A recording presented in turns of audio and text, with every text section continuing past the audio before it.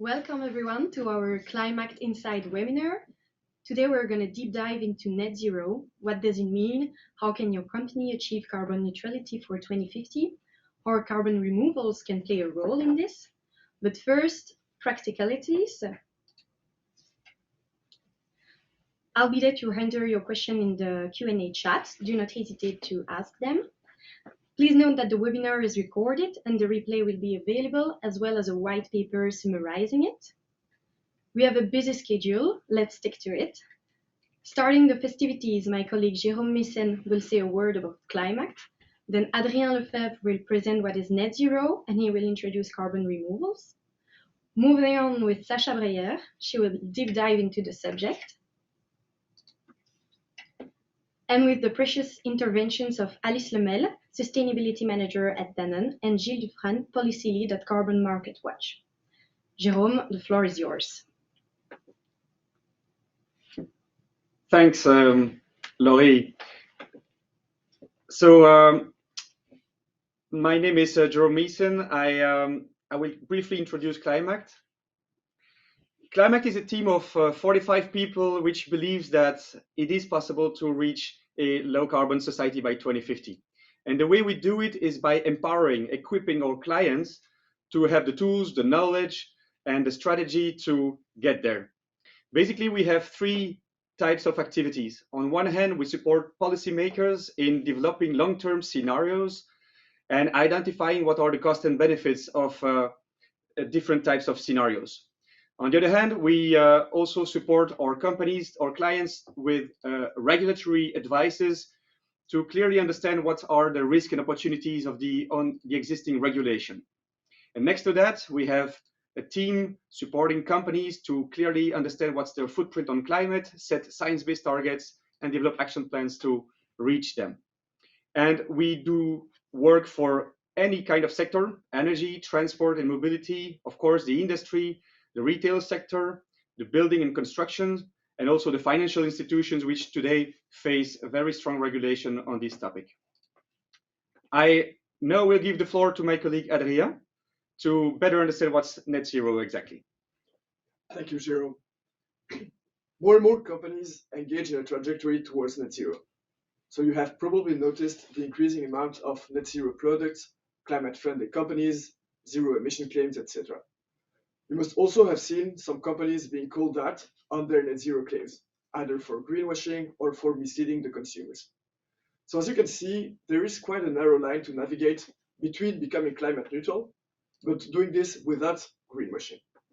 So the goal of this webinar will be to guide you through the existing mechanism that exists for a company to become net zero, to indicate the typical pitfalls to avoid, and how your company can develop a credible pathways towards net zero in line with the most recent scientific developments.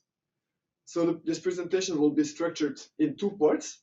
We'll start by providing you with some context. Why is net zero desirable? Why are most companies engaged in a race to net zero? And what are the benefits of doing so? Then we'll move on to discussing how your company can develop a credible roadmap towards net zero. So, climate change is a pressing global challenge that demands immediate action. Science is clear on this. Europe is spearheading this transition with its European Green Deal by aiming to become the first climate neutral continent by 2050. Climate neutrality must be achieved by two complementary actions. First, the emissions that can be reduced should be reduced. So this can, for example, be achieved by shifting demand, improving processes, switching energy sources, etc. Ultimately, only the unavoidable residual emissions should remain. These include, for example, certain emissions from the agriculture, emissions from chemical processes, etc.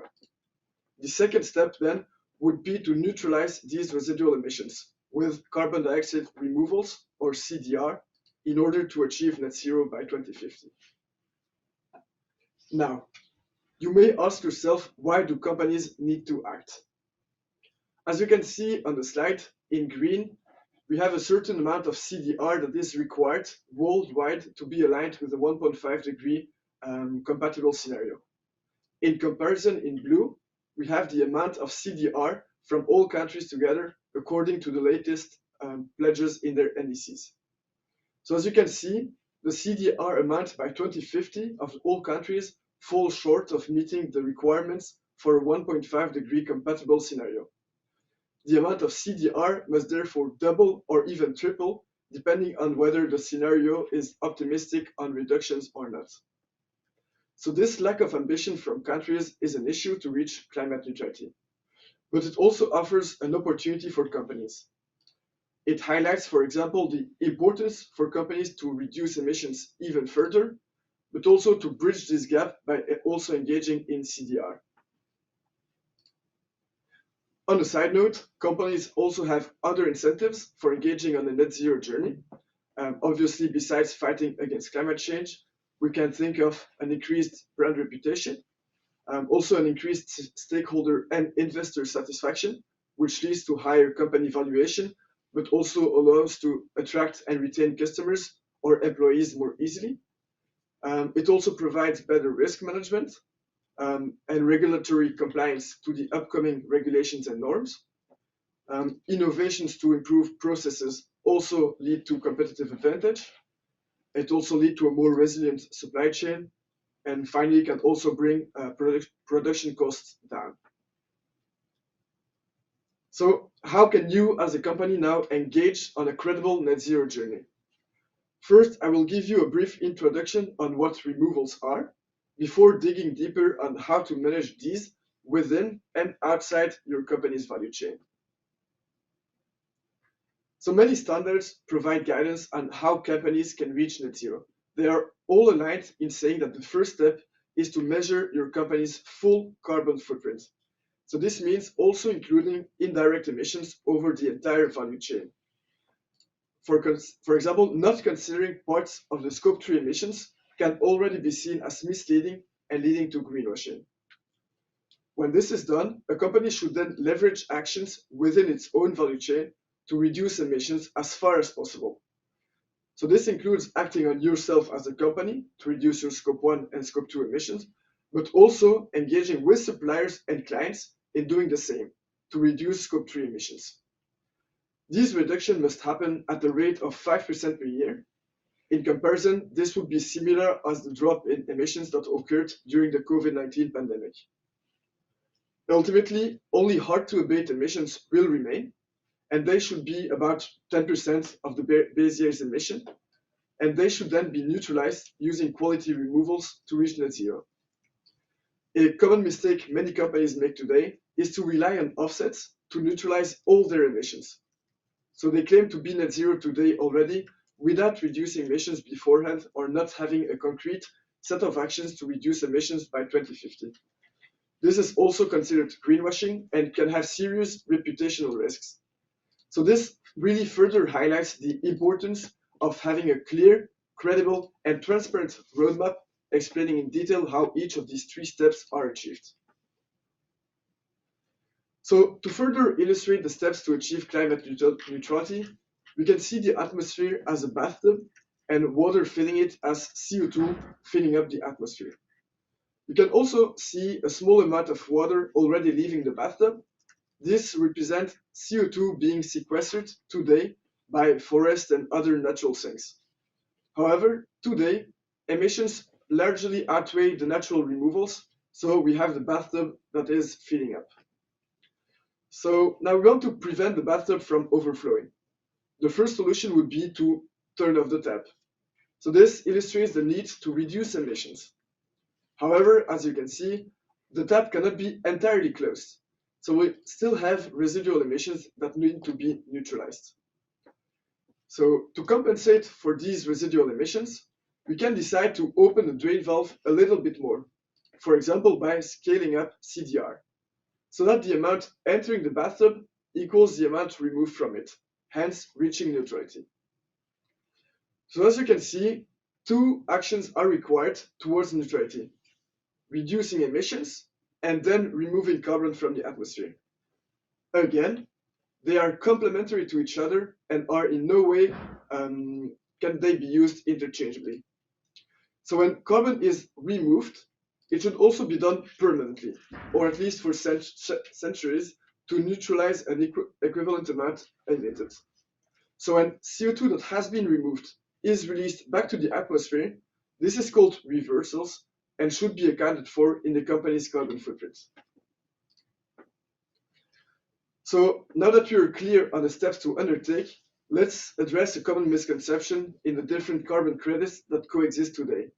We have avoidance and removal credits. They are often used interchangeably to neutralize emissions, while they are in fact two different concepts. Avoidance credits are projects that are financed by the purchase of the credit, which prevents 1 additional ton of CO2 from being emitted to the atmosphere compared to a business as usual scenario. So it can be seen as further closing the tap of the bathtub.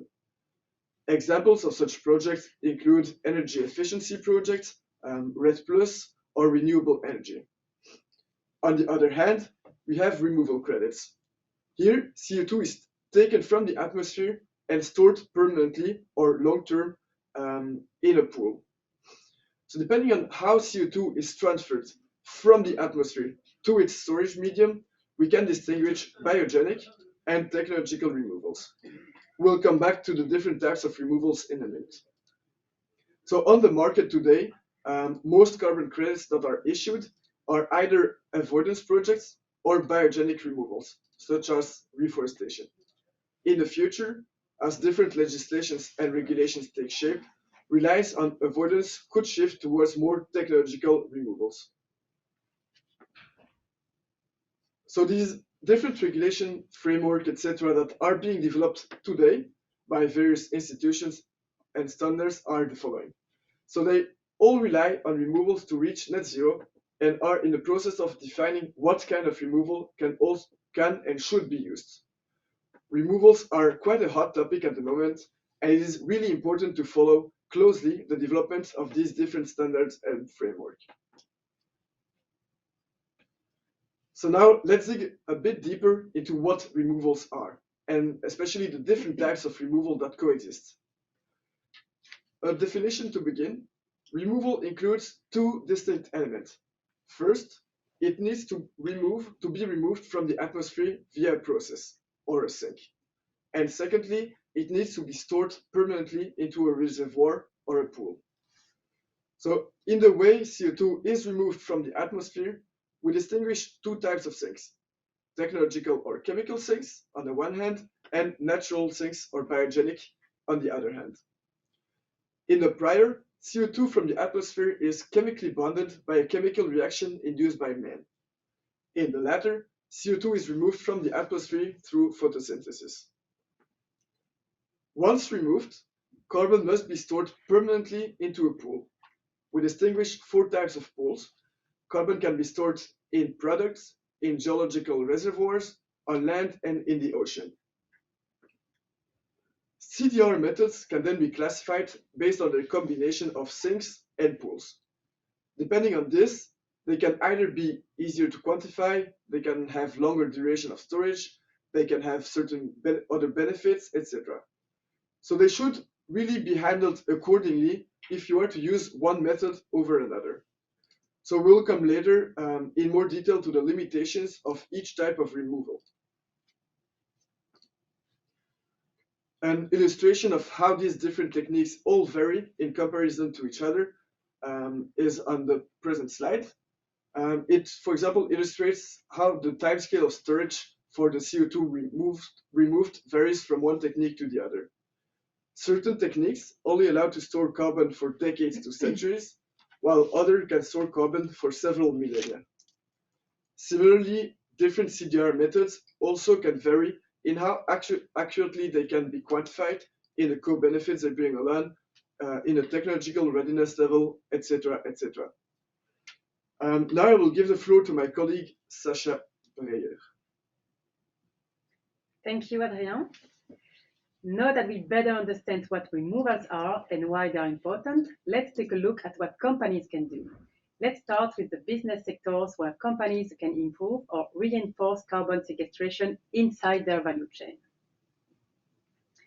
The sectors most likely to capture and store carbon are those of construction, industry, agriculture, forestry, and associated sectors, and finally, energy supply. Let's take two examples to illustrate the point. Firstly, construction sector, which can store carbon in buildings, in particular in cement, thanks to enhanced weathering techniques or direct carbon air capture and use. Building sector can also store carbon in wood, thanks to the biogenic capture of carbon in trees. Secondly, the most active sectors in carbon sequestration, and which can therefore strengthen this sequestration in the coming years, are the forestry and agricultural sectors. They can act on the amount of carbon stored in land by increasing the area of forests, preserving and rehabilitating some ecosystems, for example, the peatland rewetting, by improving agricultural and forestry practices, and by spreading of charcoal on croplands. I will now give the floor to Alice Lemel from Danone Belux, that will present the sustainability and net zero strategy at Danone Belux. Thanks a lot, Sasha. So globally, just to start with Danone employs more than 100,000 people working in over 55 countries globally, and our products can be found in over 120 countries. In Belgium, more specifically, Danone has three businesses: essential dairy and plant-based products, waters, and specialized nutrition, so early life nutrition and advanced medical nutrition. And dairy represents the main part of our sales. So we work with 1,800 people located in the HQ of Brussels, in Ghent plant-based, and also in our two factories of Rotselaar for dairy and Wevelgem for alcohol. And we collaborate for our milk collection with more than 80 dairy farmers located on average in 70 kilometers around the Rotselaar factory, so in Flemish Brabant, Limburg, and Antwerpen, and with whom we have long-term relationships. And we are co-building the strategy with the Best Milk Producers Organization. Since 2021, all our categories are B Corp certified, and we are currently working on the recertification of Danone Belux. So to deep dive into the topic and to be clear and transparent, we wanted first to share with you our global Danone emissions, so you can better understand our challenges and opportunity. So in 2020, Danone total GHG emission amounted to 22 million tons of CO2 equivalent, mostly from Scope 3 emissions, as you can see on the graph, including 63% of our emissions coming from agriculture, so our Scope 3 flag, forest, lands, and agriculture. And so, acknowledging our carbon footprint and the role we need to play, we've been working at Danone global level on our decarbonization journey since some time already. So in 2000, so our first priority being to reduce our full scope emissions and really a limited role to offsetting, as mentioned before. So our journey started in 2015, where we committed towards reducing our CO2 emission and the carbon neutrality by 2050. And progressively was reinforced. So in 2017, we committed towards the SBTi 2 degrees. And then in 2019, we were ahead of our peak of GHG emission and we committed for the 1.5 degree reduction emission. And then in 2020, so we integrated into our financial KPIs, so in the CO2 measurement in our net earning per share to really embark shareholders in our journey, because we believe it's key also to use those financial KPIs to also have the commitment of the capital behind our transition journey. And last year, very recently, so in 2022-2023, we validated our SBTi 2030 1.5 degree reduction targets, and we committed beginning of this year to the methane reduction of our dairy milk, fresh dairy milk by 30% by 2030, aligned with the global methane pledge. And so more specifically, if we look at our SBTi targets, it requires ambitious absolute reduction on our full scope by 2030. So we need approximately to reduce by 1 million tons of CO2 equivalent emission per year, with specific reduction sub-targets that cannot compensate for each other. So from approximately 30% for flag emission to 42% for scope 3 non-flag and to 47% for scope 1 and 2 in 2030 versus 2020. And part of this SBTI journey, we also committed to no deforestation across our primary deforestation-linked commodities in 2025 because we also know it is key. It is a key challenge. And so looking more specifically at our scope 3 flag, we see that our GHG ambition is embodied in a holistic approach by which we ensure fostering other several key benefits at farm level based on a comprehensive approach towards regenerative agriculture. So the idea is to reduce CO2 emission, but also by several key levels, we are acting looking also at animal welfare, economic viability, and support for the farmers. So for instance, we work on manure management, animal feed, and methane innovation, depending on the countries where the level of maturity as well as the potential in each country. And we put at the center financial support and expertise towards the farmers. And so carbon sequestration with what we could do at farm level, such as agroforestry or the improving of the soil health is really a core benefit of this approach that is really focusing on soil health. And so more specifically in Belgium, to ensure that we are headed in the right direction towards reducing our GHG emission, we start first with measuring. So this is key for us to start with having this comprehensive understanding of our GHG emission at farm level. And so since 2019, after having piloting this since 2017, we calculate annually the GHG emission at each farm with the tool, the Cool Farm tool, which is an international methodology. And based on these measurements, we then take several actions with key partners such as IBO, DSM, and the Department of Landbouw and Visserai. So we know that financing is key in having the full support of all the partners in the transition. So since 2019, we have a price premium that is granted on milk to farmers based on sustainable production criteria, including greenhouse gas emission, as well as animal welfare, for instance, based on annual audits. We also use the feeds used for the cows is up to 70% coming from local sources, such as grass, corn, or byproducts of the food production, such as beer pomace and beet pulp. We are also working on other projects to increase this even more. And since last year, we are rolling out a feed ingredient called Bovin, developed with ILGO and DSM and tested with dairy farmers that really enables to reduce methane emission of the cows by 20 to 40%. And all those projects are already enabled to reduce the CO2 footprint, the carbon footprint of our milk collection by 20% since 2017 and between 2017 and 2020. And so to conclude on our journey, you see that the focus is of course first to reduce our GHG emission from the start and all our scopes. Carbon removals do play a role in our strategy, but with some limitation linked to the potential and uncertainties about the carbon sequestration in Belgium, based on the soil properties, for instance, and no clear accounting methodology, consensual methodology yet. So we are currently working on a project in Belgium, for instance, with the Bodem Kundigedienst to better understand this potential. We will be measuring carbon sequestration between 2021 and 2026 by soil monitoring of more than 50 dairy farmers, so which represent a certain ground size, to know what the current capture is and where improvement can be made. So all in all, at global level, a vigilant approach towards carbon removal is considered, with cautious hypothesis and frequent reviewing of the figures considered versus what is really happening. And now I'm giving back the floor to Sasha. Thanks. Thank you very much, Alice, for these inspiring testimonials. We understand better the importance of directing a sustainable agriculture strategy towards the reduction of CO2 emissions, but also of methane, and to focus on soil health.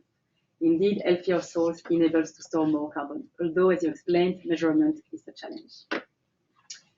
For some other sectors, on the other hand, remove carbon from the atmosphere and store it, it's not possible. At the same time, in some sectors, it is impossible to drastically reduce emissions.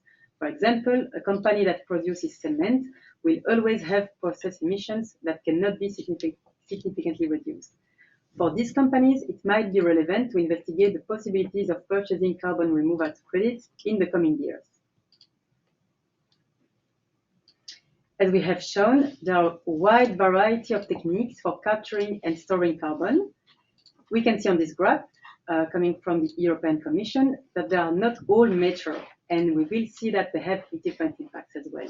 In terms of maturity, biogenic removals, in particular land-based biogenic removals, are globally more mature than technological removals. Technological removals are expected to have great potential, but they also represent a very high cost today.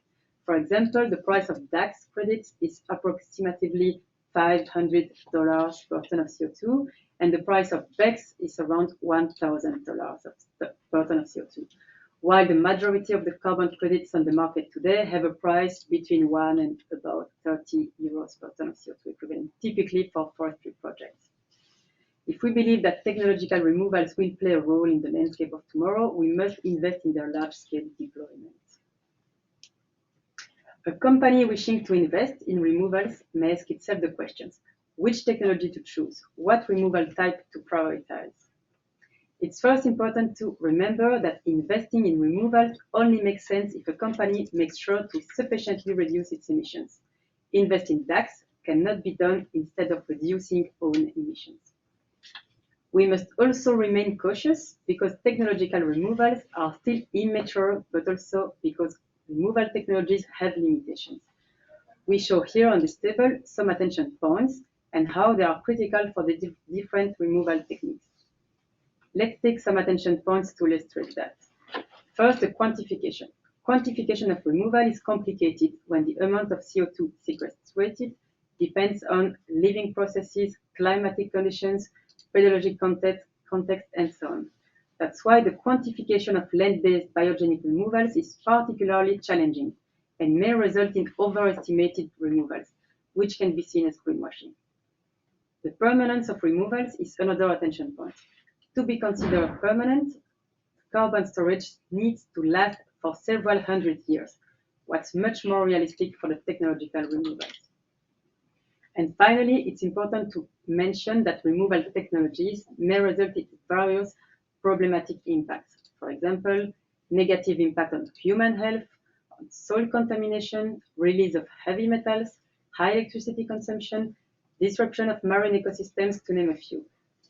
That's why most removal technologies, except maybe carbon farming, need to be studied further, especially to better understand effects and impacts at large scale.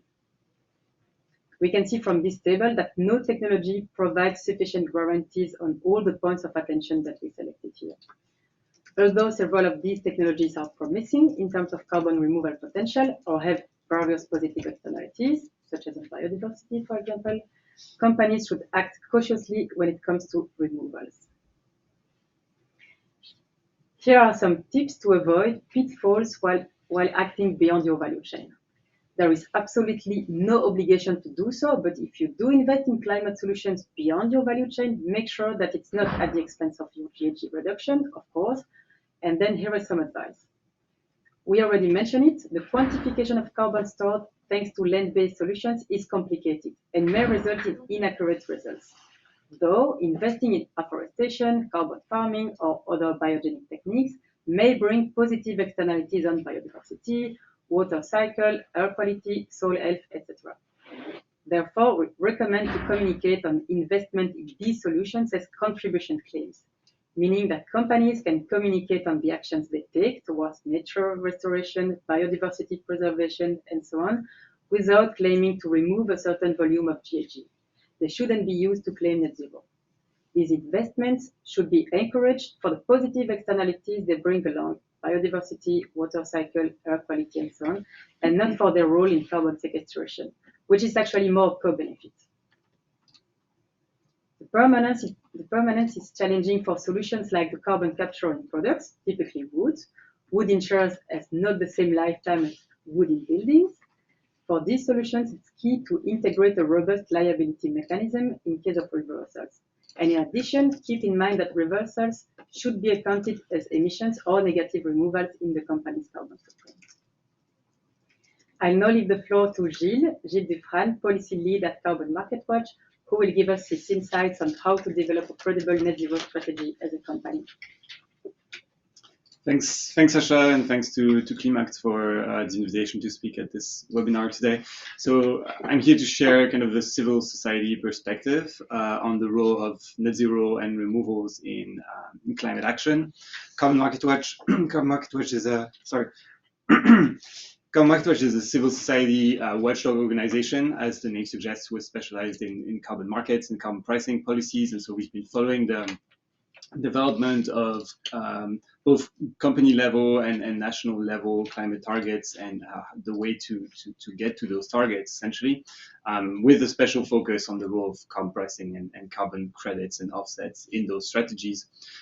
So when it comes to removals, I think we share a kind of widespread view that removals should only ever be used as a complement to emission reductions and really come in a way a bit similarly to how offsets are being presented as a last resort option. So it's important to invest in removals today, and I think the science is pretty clear on the need for removals over the coming decades, but the priority in the short term remains on reductions, and so it's important that any investment that's done into removals, whether we're talking about technologies or practices, are not coming at the expense of a focus on reductions and other approaches to reduce one's direct climate impact.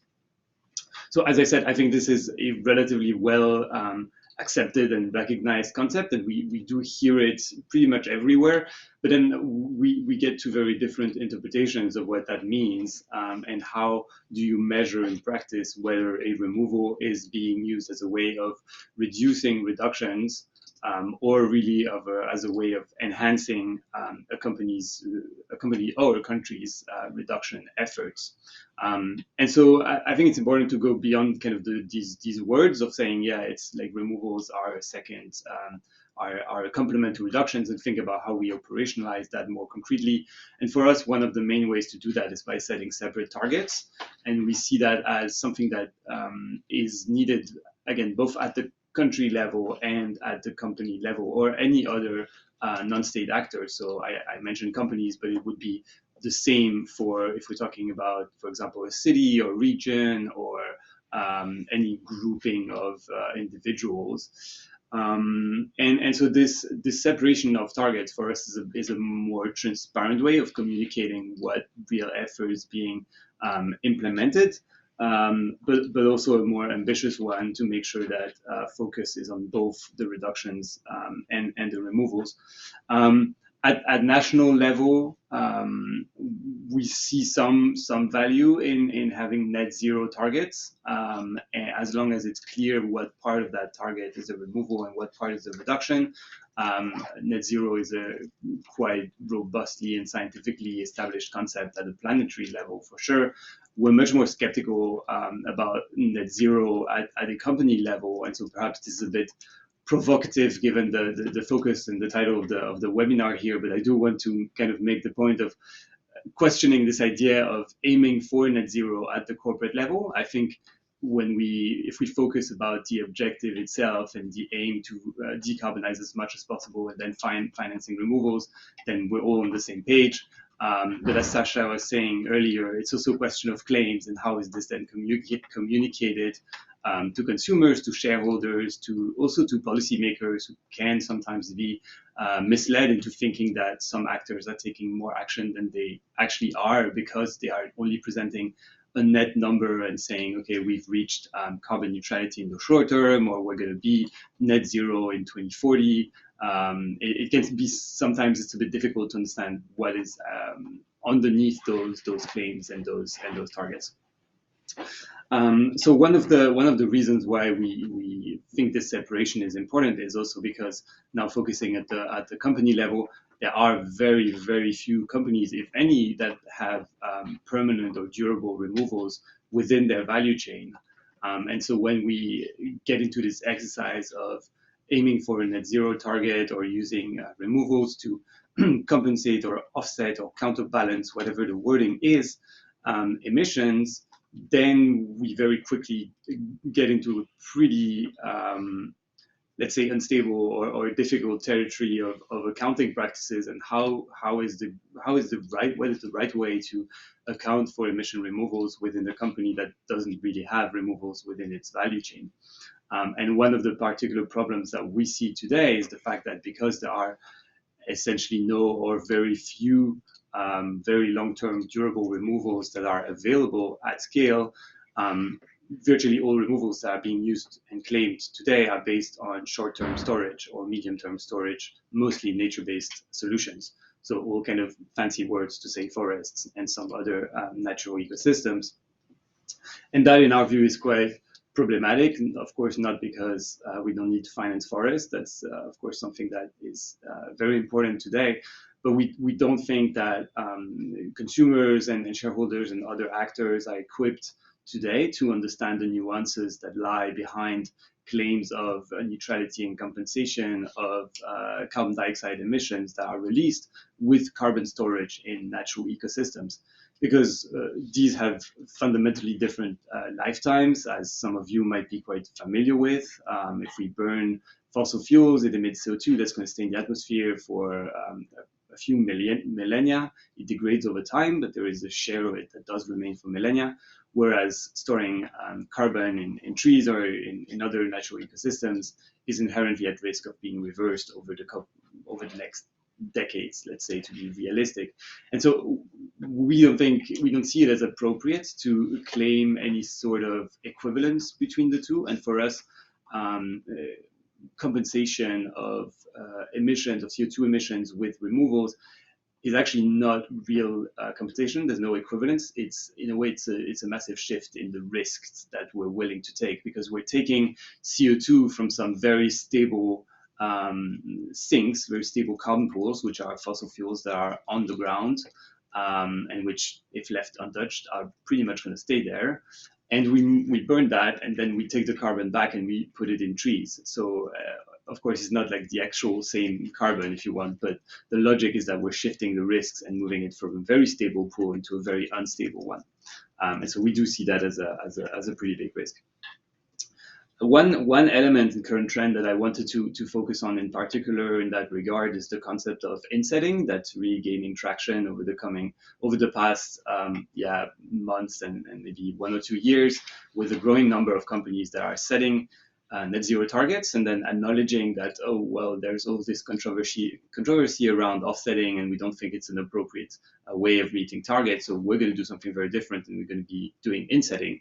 And we don't really see the benefit in that, or the way it fundamentally changes from offsetting, because it continues to be a very similar logic of releasing carbon dioxide somewhere and then either reducing or removing carbon dioxide somewhere else, and then equating the two in an accounting exercise.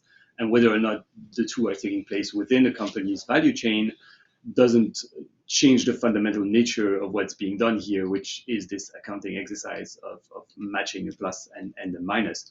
On the contrary, we see a risk with insetting in the fact that it is, in the vast majority of cases, pretty much done without any external certification.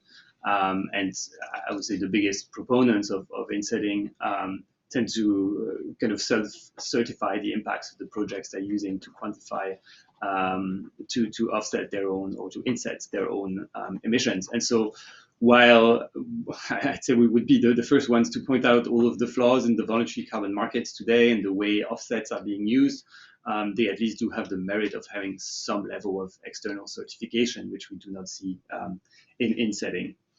So just to conclude on a slightly, I guess, more positive note of what is a more positive model in our view.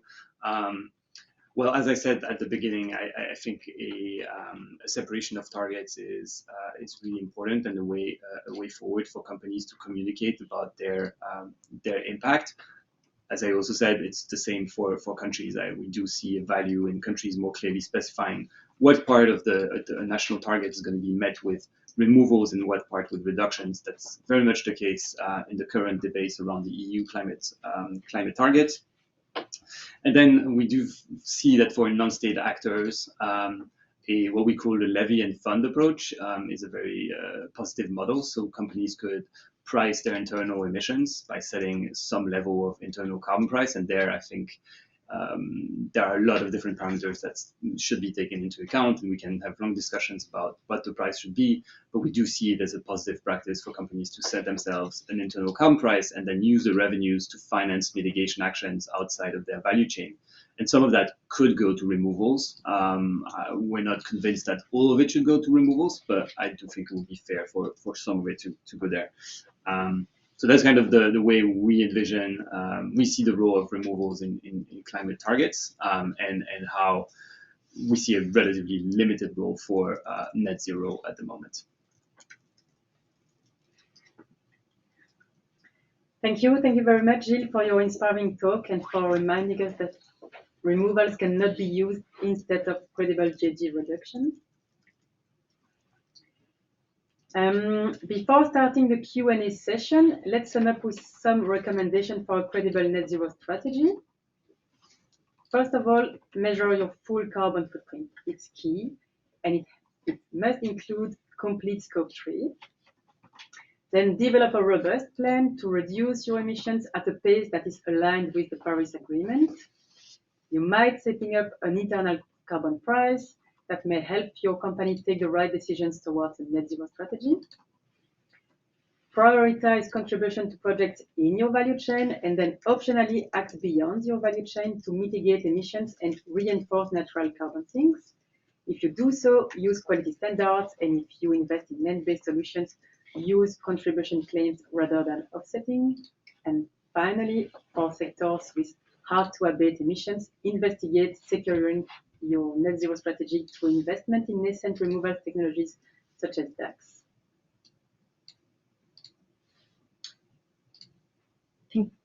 Thank you, Sasha. And thanks to our speakers. That was a very rich discussion. Now I propose that we deep dive into your question. Thanks for asking them. You can keep asking them in the Q&A chat if you want. Let's start. First, I have a question for Adrien. Engaging towards net zero can be costly. What incentives exist today to convince company in doing so? Yeah, thank you for asking this question. It is indeed costly to invest in developing new practices and new methodologies in trying to reduce your emissions. But in another way, reducing emissions and aiming to become net zero also is a way to anticipate, for example, legal constraints, regulatory norms that will come up. It also brings a competitive advantage in the future towards your competitors. There's also quite a high cost of inaction. So companies that do not take action today will face higher production costs in the future in a world where all companies have made the transaction towards net zero. So it is indeed quite costly to move towards net zero, but on the longer term, this can only have benefits and companies should aim towards that without a doubt. So we encourage you to start this journey today. It can only bring benefits. Thanks, Adrien. Now I have a few questions for Alice. First, we know committing to 1.5 or net zero is a challenge. Why do you think this is an opportunity for a company like Danone? Thanks a lot. So indeed, not to repeat what Adrien just said, but we completely we support what he said. And for us, engaging in SBTi 1.5 degree is also a great way to have this strategy that is internationally recognized and consensual, like to really engage in a framework which is meeting some international outside standards. So to give us a North Star in the strategy we want to implement, as well as engaging in a movement of companies that want to go towards this SBTI 1.5 degrees. So that's why we are also very happy to be part of BACA, so the Belgium Alliance for Climate Action, and we are really much advocating for more companies to join this initiative in the SBTI 1.5 degree to level the playing field and to ensure that we are all engaging in this road together. So for us, it's really key to ensure we are at our level doing what we can to reduce and that other company can join. Because we know, and that's what we are deeply convinced, that if we are not acting now, then it will also be a threat. If we are not engaging in sustainability, it will also be a threat for our own companies in the future. So that we also work towards reducing our CO2 emissions to ensure we can still exist in the future. Thanks a lot for your answer. Now for Gilles. What are the risks of relying on offset and claim being carbon neutral? What are the risks? Yeah, thanks. I think there are a couple of risks associated with that, and most of them are reputational, but some of them are also regulatory or legal. And this is definitely a space that's been evolving quite a lot, especially over the past 1 or 2 years, maybe, when there's been an increased focus on looking at what is the credibility of carbon neutrality claims and to what extent do they actually represent real action from companies. And so in terms of the risks, obviously there's the reputational risk that if a company relies on a carbon neutrality claim that is later found to be misleading, then it risks to be exposed to negative media coverage, essentially, that finds that either the company is not implementing actual sufficient reduction efforts within its value chain, and or it's relying on low quality credits, and so that has negative impacts on the company's visibility. And then there's also a growing legal risk that I think is becoming a very real risk for companies, as a growing number of them are getting sued and so being taken to court for breaching laws on consumer protection. So there are a range of cases, and several companies that have lost cases already. There have been cases against Shell, against Arla, a milk producer in Sweden, against KLM, Delta Airline. I think 2 weeks ago, there was a class action lawsuit that was announced against Delta Airlines in the US. I think Evian is also being sued for carbon neutrality, for misleading carbon neutrality messages in the US. So there are quite a few cases that are ongoing, and these do create risks for companies. So they, I think, have an interest in trying to think a bit more about the types of claims they put out there, especially how those might need to evolve over time. Thanks for your answer. That was very clear. Now going back to Alice, some efforts for the dairy farmers can lead to a higher production cost. How do you get farmers engaged in the reduction program? By paying a premium?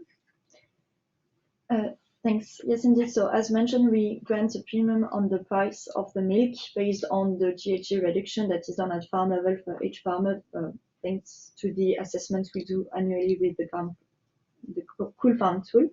Plus, we are also supporting financially the projects that we are implementing at farm, that we are contributing to implement at farm level. So with cross financing of Danone and the farmers. Okay, great. Next question is for Jérôme. To what extent are carbon removal prices linked to carbon ETS prices? Thanks, good question. I guess this relates to the carbon prices that we have shown on one of our slides. Basically, these are the removal prices from the market as we observe them today. So indeed, they are not connected anyhow to the EU carbon price, the EU trading scheme, which today I think is again above the 90 euros per ton of CO2. This said, as Gilles mentioned, one key action companies can take is to implement some sort of internal carbon price to take their decision. And there are different ways to do that. The most common being integrating a shadow price on business decisions, or having some sort of internal carbon tax to actually collect money and then invest in mitigation actions, emission reduction actions. And when implementing such a scheme, of course, your carbon price must be significant. It must be relevant. And we consider at Climac the EU carbon price as a minimum. And you also need to look at the future, because that carbon price is expected to increase. So this is a key parameter to take into account even in non-regulatory frameworks. Great. Cool. Thanks, Jérôme. Next question is for Adrien. As experts, do you have a vision about the most promising carbon removal technologies that should definitely attract most attention and financing? Yes, thanks for asking.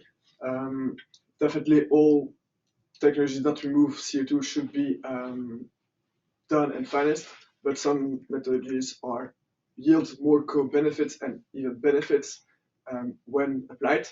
So as experts, we would mostly advise you to invest in land-based solutions, such as reforestation, rewetting of peatlands, restoration of natural areas, because of all the co-benefits that they bring along.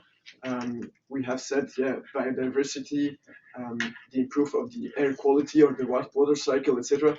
So really storing carbon is also one of the benefits that these solutions bring along, but it is not the main benefit. And so engaging on these solutions really brings a whole package of solutions that are really favorable for the entire community. Although, as we said, one of the downfalls of these solutions is that it is difficult to quantify really accurately. So it's difficult to use to compensate or neutralize emissions because we don't really know the exact amount that will be sequestered when engaging on these solutions. Another issue is the permanency because we will, for example, reforest area, but these areas can be degraded by forest fires or through pests, etc., which will lead to all the CO2 that they have stored to be emitted back into the atmosphere. So these solutions really should be prioritized, but not for the CO2 that they store, but rather for all the benefits that they bring along. And that's also why we advise to use them as contribution claims and not as an amount of CO2 that is being sequestered and can be used as offsets. Thanks, Adrien. Very interesting. Next question is for Gilles. You emphasize the importance of having separate targets on emission reductions and removals. Do you think companies should set removal target at near term, likely before 2040? Yeah, actually, that follows on what Adrien was just saying in terms of claims and what should be invested in. So my answer to this would be both yes and no, in the sense that yes, we do think that there's a need to invest in removals today and setting short-term targets to encourage that. I'm much more skeptical about setting targets in tons of CO2 for removals, because then you get into that accounting challenge of, what is a real ton of CO2 removal? Do you need to set a threshold for durability, for example? Like if you invest in afforestation, does that count as a ton of CO2 for removal, even though it's unlikely that it's going to, you don't know how long it's going to last, and it might just last for a couple of years or decades. And that does go back to the idea of the levy and fund approach, or the internal carbon pricing approach that a few speakers have mentioned now, of saying, maybe the focus on tons of CO2 is the wrong one, and we should focus on how much and what are you financing. And so communicating or maybe setting targets in terms of how much money you're going to contribute to removals would, in our view, be a more transparent and more nuanced way of setting targets for removals in the short term. And it would also be helpful in terms of the associated claims and communication that the company is then making, because you move away from this logic of ton-to-ton compensation, and you just focus on different metrics and communicate that differently. Okay, thank you. Maybe for one of our last question, a question for Jérôme. Why should company make long-term commitments to 2050? Because this looks so far away. Yeah, it's true. It's not always very easy to understand why 2050 matters for companies which are busy with the short-term priorities. First of all, of course, companies have to set near-term targets. You know, by the way, that this is one strong requirement from the science-based target framework. So you need targets at, let's say, 5 to 10 years horizon. This said, for large companies, we still believe that 2050 is interesting, because by setting a target to 2050, you show that you're anticipating the risks, risk on regulation, on market changes, on technology shifts, or on the physical risks. Of course, are long-term as well, very uncertain. And by asking you the question today and making commitments, you actually will develop a robust way to anticipate them. Of course, this also show to your stakeholders that you have a long-term vision. So this is also one way to show that you project yourself to the future. Of course, you won't do it easily. You need to play with scenarios and options, but the way you monitor these scenarios, you update them and monitor them over the time will really help you anticipating the risks. Okay, great. Let me check if we have another question. We have a lot of them, but I guess this one will be the last one. It's a question for Gilles. It's a follow-up question to what removals to invest in. Don't you find it problematic to invest in land-based removal if they are compensating fossil emissions? Yeah, so the key in that question is the end, right? Like if you use investments in land-based removals to compensate for fossil fuel emissions, then for sure. I mean, as I said earlier, it's just we just don't see that fungibility here. They work on fundamentally different timescales. We don't think that's appropriate to do. But I do want to emphasize the beginning of this question. So the need to invest in land-based removals, or let's call it nature-based solutions, or trying to regenerate natural ecosystems. I think because of the focus on carbon accounting, we have a tendency to undervalue what cannot be measured in terms of CO2, and then say, oh, well, this is not durable, or this is hard to measure, and so we shouldn't invest in it because we can't compensate for fossil fuel emissions. But these practices, these projects are incredibly important, and we need to finance forest protection. We need to finance all types of nature-based solutions. And I also like the way Alice was talking about it earlier, and saying that they invest in soil health, and the removal part is kind of a co-benefit. I think that's a good way of looking at it. And so, I mean, short answer is yes, if you offset fossil fuel emissions, then it's not a good idea to invest in those removals. But maybe the focus is the wrong one, and we do need to invest in nature-based solutions, but just not as a way of compensating fossil fuel emissions.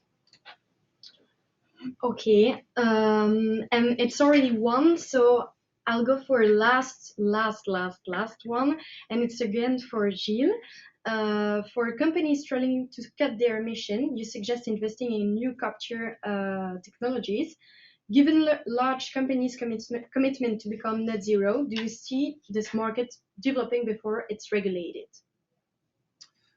So to be clear, we're not necessarily saying that companies should be investing in direct air capture right now to meet their net zero targets.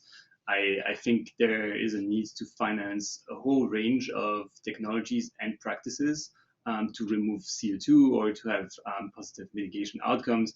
But as I said, we don't necessarily see the need for a focus on only the practices that can deliver very long-term durable removals, because we want to use them as offsets. We more see the need for having a package of approaches and reducing emissions internally, while at the same time investing in a range of options that could combine both the long-term kind of more technology-focused approaches, and some practices that are more nature-based and don't deliver the durability, but deliver a lot better co-benefits, for example. So yeah, I see that more as the need for a diversified investment. Okay, thanks a lot to all of our speakers, and thanks to you for asking questions and being present today. And let's see each other for another and next one, Climate Insight webinar. Bye.